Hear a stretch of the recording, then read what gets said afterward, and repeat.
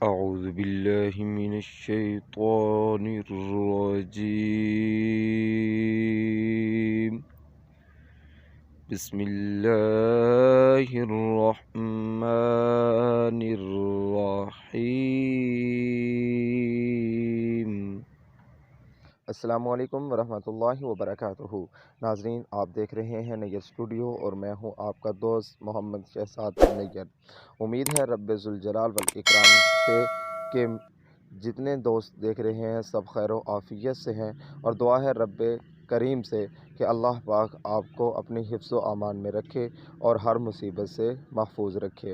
ناظرین، آج کی ویڈیو نہایت ہی دلچسپ، مفید اور امیزنگ ہے. آج کی ویڈیوز میں ان دوستوں کے لیے لے کے آیا ہوں جو کسی نہ کسی پریشانی میں مبتلا ہیں، جیسا کہ رزق کی تنگی، کاروبار میں بندش اور اولاد کا نہ ہونا، گھریلو جھگڑے وغیرہ وغیرہ. ناظرین، ویڈیو میں آگے بڑھنے سے پہلے ان تمام دوستوں سے گزارش کرتا ہوں جو میرے چینلز پر نئے آئے ہیں، میرے چینلز کو سبسکرائب کریں اور ساتھ ہی بیل آئیکنز کو دبا دیں. اس کے علاوہ ویڈیو اچھے لگنے پر لائکس، کمنٹس اور شیئر ضرور کیجیے گا. تو چلے بڑھتے ہیں اپنی آج کی ویڈیو کی طرف. ناظرین، آج کے اس دور میں ہر شخص کسی نہ کسی پریشانی میں مبتلا ہے، تو اس کا ایک آسان سا حل اور وظیفہ میں آپ لوگوں کو بتانے والا ہوں.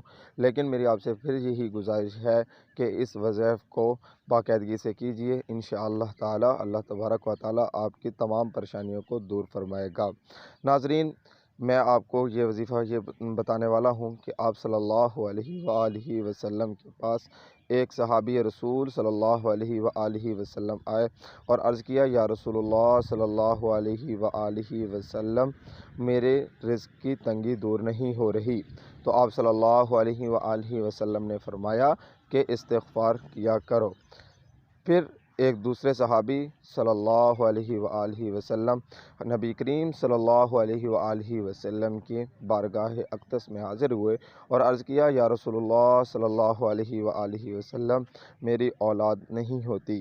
تو آپ صلی اللہ علیہ وآلہ وسلم نے فرمایا کہ آپ بھی پھر تیسرے صحابی رسول صلی اللہ علیہ وآلہ وسلم نبی کریم صلی اللہ علیہ وآلہ وسلم کی بارگاہ اقدس میں حاضر ہوئے اور عرض کیا، یا رسول اللہ صلی اللہ علیہ وآلہ وسلم، میں بیمار رہتا ہوں، میرے گھر میں بیماری رہتی ہے.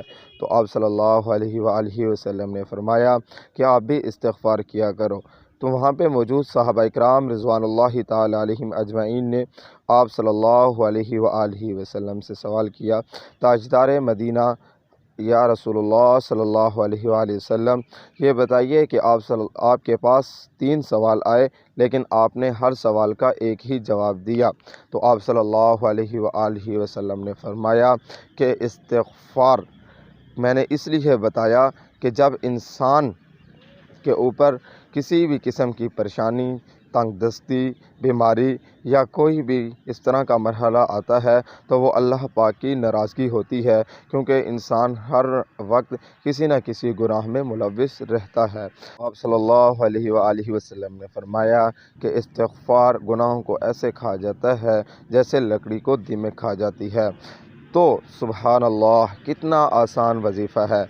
استغفر اللہ ربی من کل ذنب و اتوب الیہ. اس کو کرنے کا طریقہ کار یہ ہے کہ انسان کسی بھی وقت میں جب بھی فری ہو، اگر وہ کاروبار وغیرہ کر رہا ہے تو اس کے زبان تو خالی ہے تو وہ استغفر اللہ ربی من کل ذنب و اتوب الیہ، استغفر اللہ ربی من کل ذنب و اتوب الیہ کا وظیفہ کرتا رہے اور اللہ تبارک و تعالی سے اپنے گناہوں کو معافی مانگتا رہے. تو انشاءاللہ اللہ تبارک و تعالی اس کے تمام گناہوں کو معاف فرما دیں گے، کیونکہ اللہ تبارک و تعالی کی ذات نہایت ہی رحیم، کریم اور رحم دل ہے، اور اللہ تبارک و تعالی کو توبہ نہایت ہی پسند ہے. بلکہ آپ صلی اللہ علیہ وآلہ وسلم نے فرمایا کہ صبح کے وقت تہجد کے ٹائم اللہ تبارک و تعالی کی ذات اپنی شان کے مطابق آسمان دنیا پر آتی ہے اور سوال کرتی ہے کہتی ہے کہ ہے کوئی شخص جو اپنے گناہوں کی توبہ مانگنے کے لیے تیار ہو اور میں اس کو معاف فرما دوں۔ سبحان اللہ، سبحان اللہ۔ دیکھیے اللہ تبارک و تعالیٰ کی ذات کتنی رحم دل، کتنی کرم نوازی کرنے والی ذات ہے۔